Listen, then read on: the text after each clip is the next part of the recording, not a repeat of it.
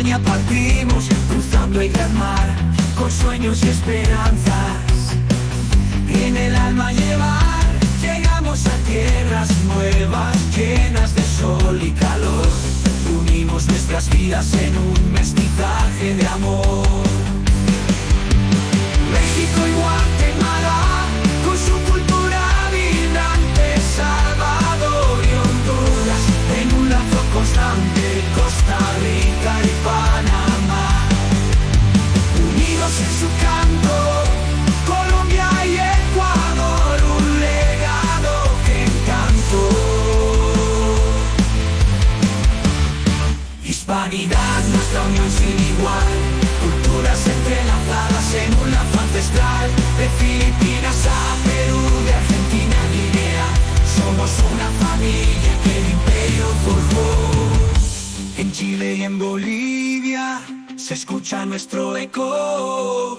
Argentina y Uruguay, con historias en su pecho. Paraguay y Venezuela, su belleza sin igual. Puerto Rico y Dominicana, en un abrazo fraternal.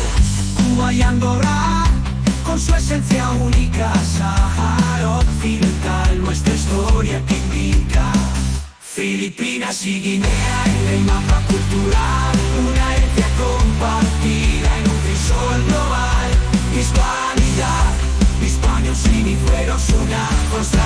Hispanidad, nuestra unión sin igual, culturas entrelazadas en un lazo ancestral. De Filipinas a Perú, de Argentina a Guinea, somos una familia que el imperio forjó.